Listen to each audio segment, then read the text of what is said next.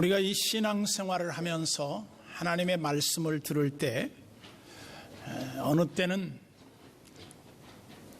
젖을 먹는 것 같고 어느 때는 단단한 음식을 먹어야 할 때가 있고 또 어느 때는 정말 먹은 것을 다시 되새김질해야 할 것이 있습니다. 이 구원에 관한 진리, 로마서의 한결같은 주제인데요. 구원은 하나님의 선물이며 구원은 우리 인간의 노력으로 성취할 수 없는 것이다. 항상 이게 전제되어 있습니다. 그러면서 우리가 흔히 칼빈주의 그러면 칼빈주의가 뭐냐? 칼빈을 믿는 거냐? 그렇지 않습니다. 칼빈이 체계를 세운 신학 체계를 따르는 사람들이라는 거죠. 근데 칼빈의 신학 체계의 핵심이 뭐냐? 그것은 하나님의 주권 사상이에요. 하나님이 하시면 하시는 거예요. 하나님이 하시지 않으면 아무도 할 수 없는 거예요. 그래서 우리가 이 구원의 진리에 대해서 성경은 뭐라고 말하고 있느냐? 구원은 하나님의 선물이라는 겁니다. 그래서 누구도 종교적인 수양을 통해서 얻을 수 있는 성질의 것이 아니다. 그래서 우리는 이 세상을 비유할 때 고해와 같다 그렇게 말을 해요. 고생의 파도가 있는 곳이 이 세상이라는 것이겠죠. 그러면 영적으로 보면 이 세상은 뭐냐? 이 세상은 죄와 사망으로 죽음의 바다가 된 곳이다. 그러면 이 죽음의 바다와 같은 세상에서 우리가 구원받을 수 있는 길은 뭐냐? 그것은 유일하게 하나님이 우리를 구원의 그 방주에 우리를 끌어들여서 태워주지 않으면 우리는 구원받을 수 없어요. 그래서 하나님의 백성됨이라고 하는 것은 구원받은 하나님의 자녀 공동체를 의미합니다. 그래서 우리가 이 세상에서 구원을 받았고 죄와 사망에서 우리가 건짐을 받았으면 세상에 다시 빠져 있으면 안 돼요. 그 세상이 바로 뭐냐? 흔히 우리가 예수 믿기 전에 이 세상에 대한 개념은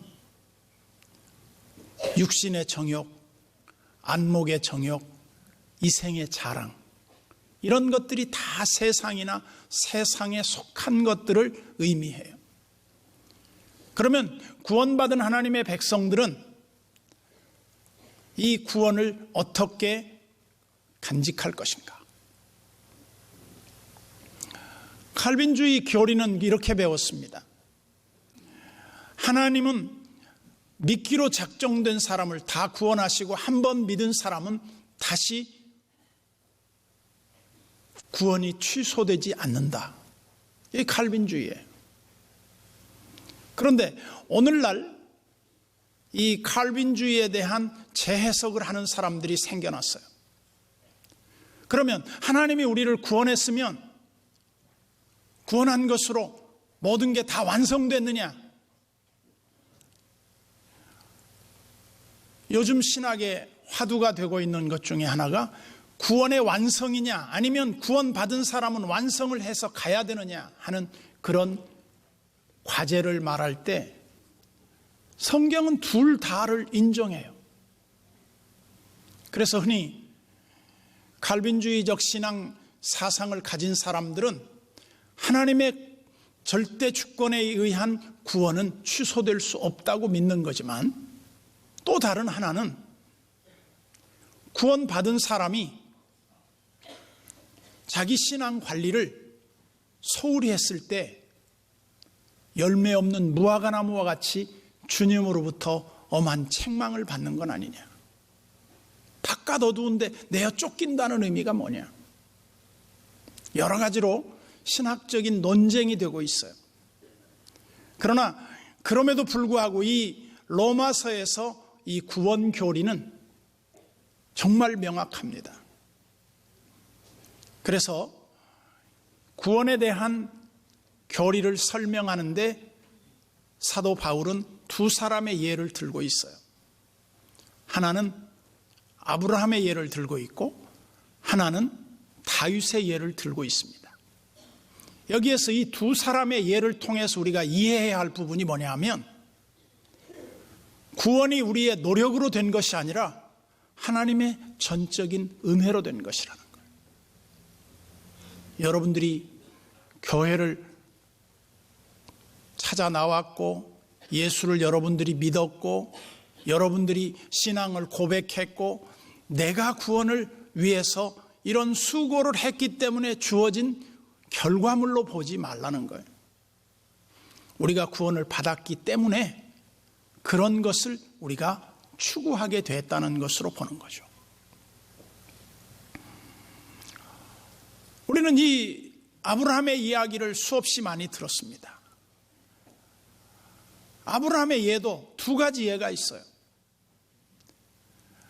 구원의 믿음을 강조하기 위해서는 아브라함이 하나님을 믿음에 이것을 의로 여기셨다. 다른 말로 하면 하나님의 약속을 믿은 사람은 하나님이 구원하셨다. 이런 측면이 하나 강하게 대두되고 있고요. 또 하나는 아브라함이 어떻게 믿기만 하고 끝났냐. 아브라함이 그 사랑하는 아들 100세에 얻은 이삭을 모리아산에서 가서 드려라. 그랬을 때 모리아산에 가서 하나님 앞에 그 아들을 목을 내리쳐서 번제물로 드리려고 할 때 하나님이 아브라함아 아브라함아 됐다. 이제야 네가 나를 사랑하는 줄 알았다. 그러면 믿는 것만 되느냐? 이렇게 자기 자신을 온전히 하나님 앞에 순종함으로 되느냐? 이것이 논란이 됐어요. 여러분 이 말씀 속에 의미가 뭔 줄 압니까? 구원이 사람에 의해서 좌지우지되지 않는다는 거예요.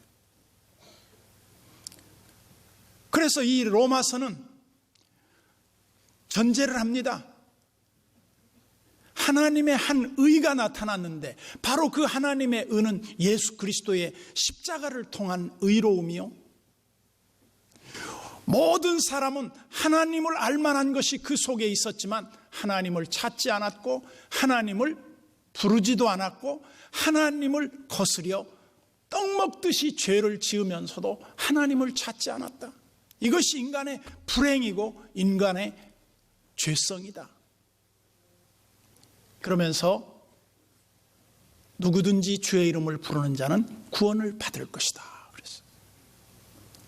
그래서 우리가 주 예수의 이름 앞에 영광을 돌리며 예배하는 공동체로 이 시간 예배하면서 우리의 구원을 흔들려고 하는 이 세상의 수많은 비난에도 우리가 근거를 제시할 수 있어야 한다. 그것은 다름 아닌 하나님이 나를 사랑하사 자기 아들을 아끼지 아니하시고 우리가 아직 죄인 되었을 때 그 아들을 십자가에 못 박아 화목 제물로 내어주신 하나님의 사랑을 입어 우리가 이 구원을 받게 됐다. 그래서 아브라함이 원래는 그 출신이 아버지가 하나님을 믿던 사람이 아니었습니다. 아브라함은 본래 하나님을 믿지 않고 우상을 섬기던 사람이었고 심지어 전해지는 이야기에 의하면 아브라함은 우상 장사를 했다 그래요. 나무로 우상을 만들어서 목각을 했겠죠. 그래서 그걸 놓고 시장에 내다 파는 그런 사람이었다는 거예요. 그런데 어느 날 그 우상 장사의 아들인 아브라함을 하나님이 찾아왔어요. 누구의 전도를 받은 게 아니고 누구를 통해서 아는 것도 아니고 하나님이 직접 아브라함에게 찾아왔어요. 내가 내게 지시할 땅으로 가라. 그래서 아브라함은 갈대아 우르에서 살다가 어느 날 아버지가 만들어 놓은 그 우상을 다 때려 부셔버렸어. 아버지가 없는 사이. 아버지가 어느 날 와서 보니까 우상이 다 부셔졌거든. 그래서 아들에게 물었어요. 아브라함아, 이거 누가 이렇게 부셨느냐?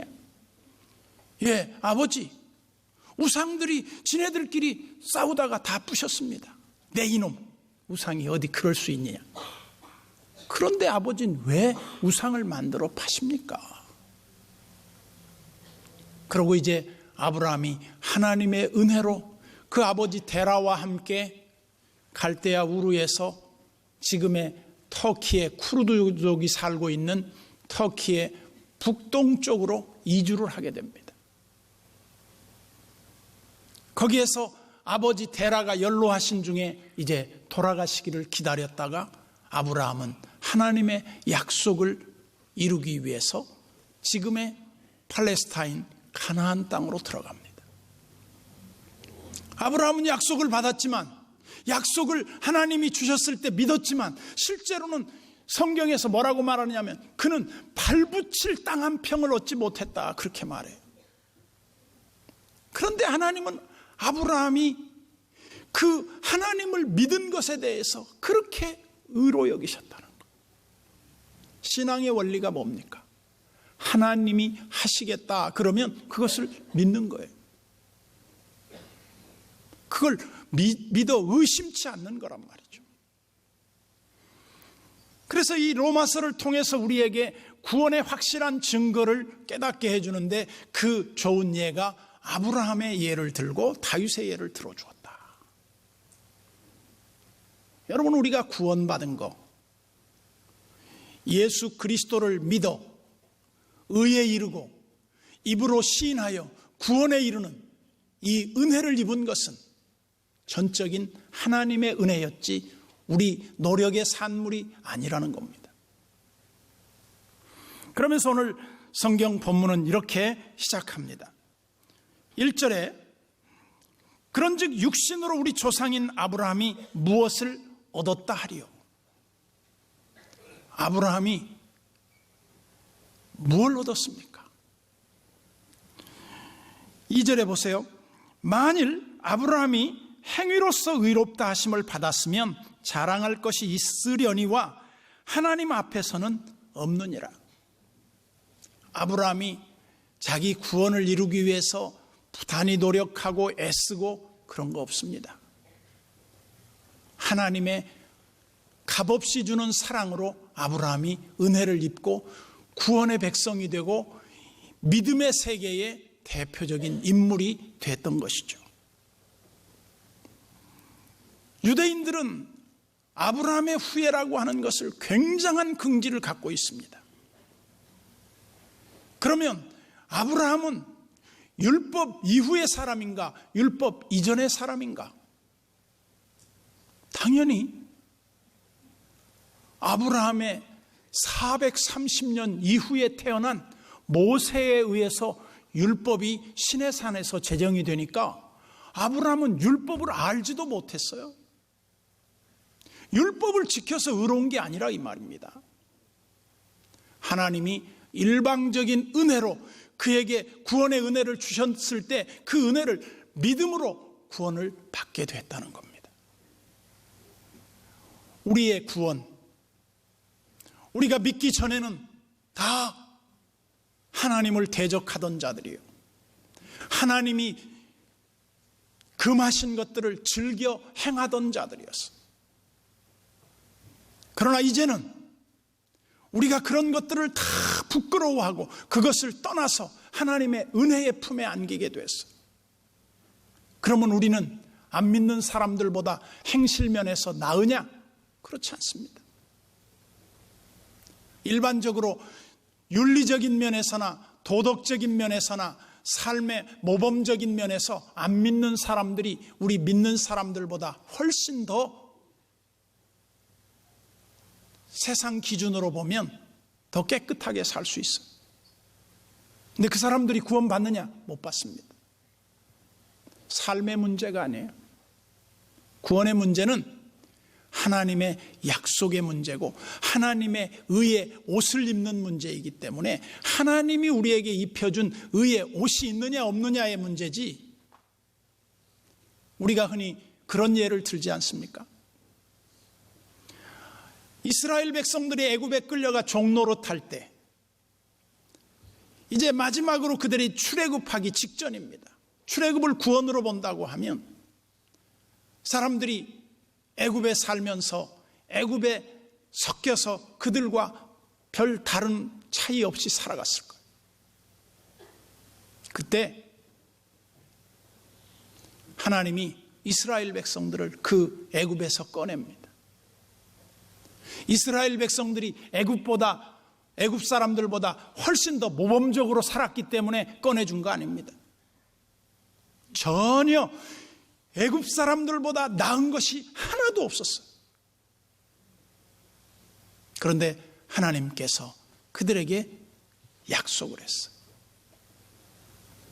아브라함의 후손 너희 자손을 내가 4대 만에 다시 이 땅으로 돌아오게 하겠다. 우리는 하나님을 잊어버리고 하나님의 뜻을 순종하지 않았을지라도 하나님은 여전히 우리를 사랑하시고 구원 계획을 펼쳐나가고 계셨던 거죠. 그래서 심지어 이런 비근한 예를 듭니다.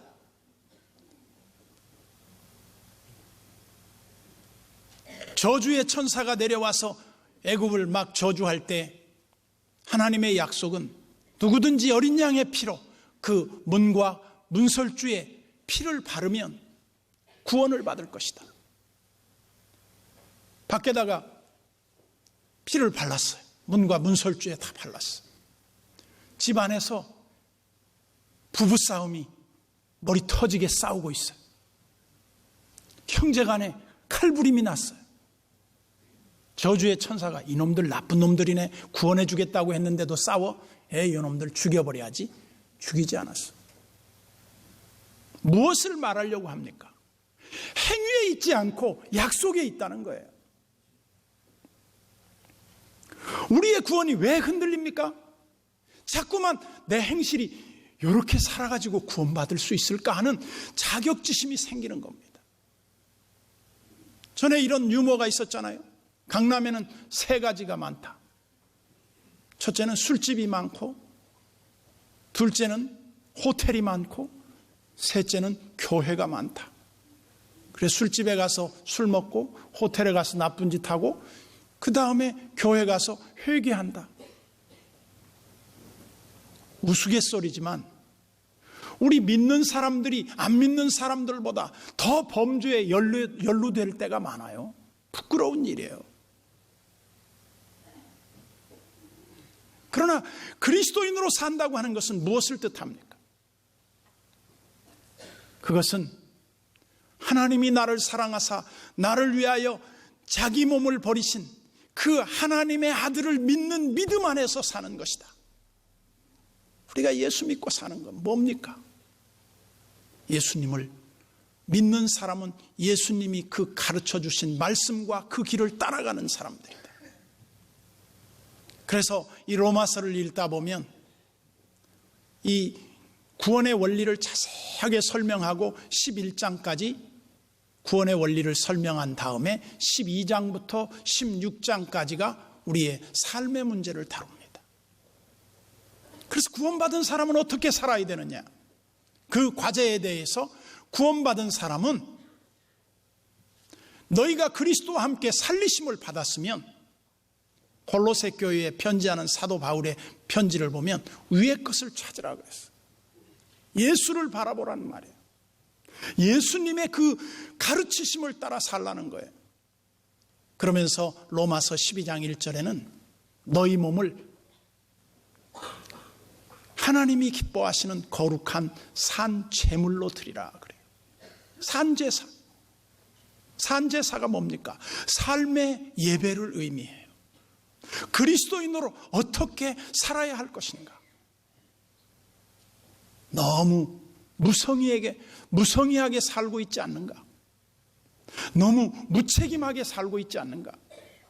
그 은혜에 감격해서 하나님이 나에게 주신 이 구원을 존 뉴턴처럼은 못 살더라도 우리가 나를 사랑하시고 나를 이 죄와 사망에서 건져주신 예수 그리스도를 위해서 살아야 하는 것이 마땅하지 아니한가 이 말이에요.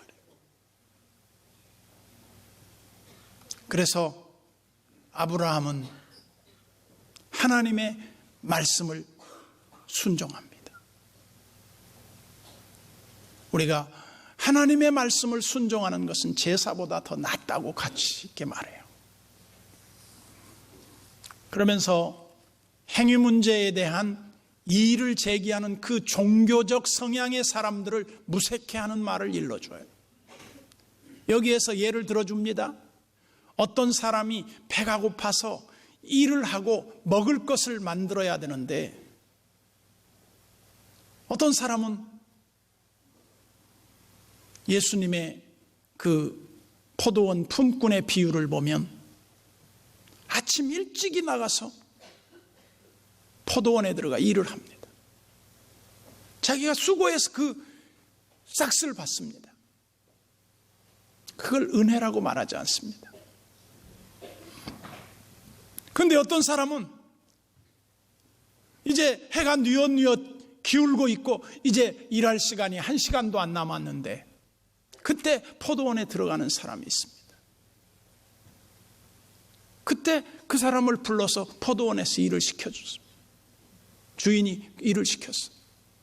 거기 일을 마치고 자기는 그저 주인의 배려만 기다릴 뿐 아무런 내세울 게 없는 사람이에요.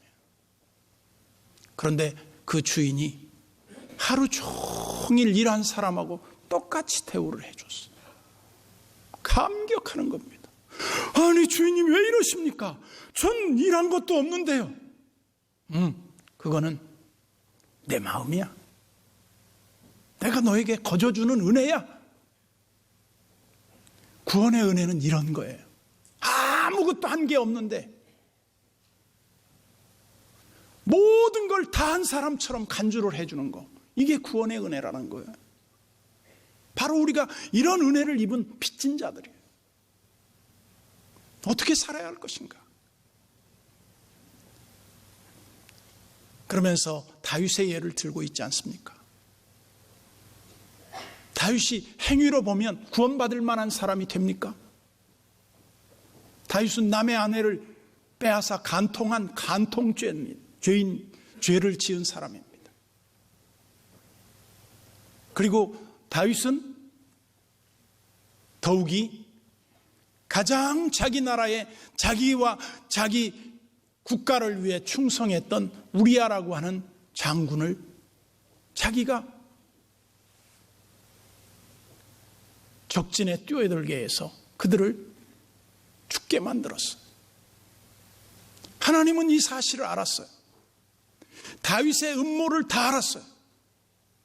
그런데 하나님이 너희는 그렇게 하면 안 돼 막아서지 않았어요. 다 그 죄를 짓도록 놔뒀어요. 여러분들 중에 오해하는 사람은 이렇게 말할 겁니다. 하나님 저로 죄 짓지 않게 해 주십시오. 그런 기도는요, 해야 될 기도도 되지만 하지 않아도 될 기도예요. 죄 짓지 말게 해 주십시오. 죄를 짓지 마. 왜 죄를 지으면서 죄 짓지 않게 해달라고 기도하는 거야?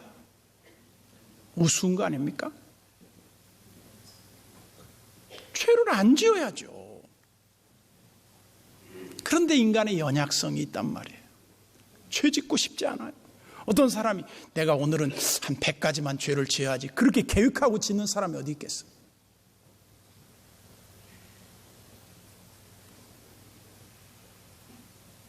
우리는 연약함이 있어요. 인간의 그 연약성을 지닌 채 살기 때문에 부족함이 있어요. 그래서 다윗이 넘어집니다. 그리고 그 넘어진 그 자기의 죄를 완전 범죄하려고 모든 걸 다 알리바이를 만듭니다. 근데 하나님이 그걸 굉장히 괘씸하게 봅니다. 그런데 하나님이 다윗에게 은혜를 베풉니다. 네 죄가 사하여졌고 내가 네 죄를 용서했노라. 다윗이 용서해 주십시오 하기 전에 이미 하나님이 용서를 해줬어요. 끊임없이 하나님의 이런 은혜를 우리가 입고 사는 자들이에요. 그러면서 우리가 기억해야 합니다. 다윗이 이 은혜 받고 나서 어떻게 살았는가? 다윗도 뉴턴처럼 노예복을 입고 사는 것처럼 그렇게 살아요. 밤마다 그는 침상을 띄울 정도로 눈물을 흘리며 살았다는 거예요. 아니, 죄를 용서했는데 뭘 울 필요가 있어요? 다 사죄했다는데, 다윗의 문제를 전혀 하나님이 문제 삼지 않겠다는데 뭐 회개해요? 그냥 살면 되지. 그런데 다시 죄짓지 않기 위해서 그렇게 봄부터 서쪽새가 우는 것처럼 말이죠. 하나님 앞에 내가 깨어있는 거예요. 구원받은 하나님의 백성들은 너무 구원의 안일한 잠을 자면 안 됩니다. 내가 받은 하나님의 은혜와 이 큰 축복을 늘 보답하면서 살 준비가 필요해요. 그런 삶의 헌신이 필요하다. 저는 여러분들이 편안하게 천국 들어가려고 하지 말고 구원받은 하나님의 백성들로 이 땅에 정말 내 뼈가 다닳도록 주님을 섬기면서 살리라. 그런 헌신적 삶을 여러분들이 사시도록 열심내시기를 주님의 이름으로 축원합니다.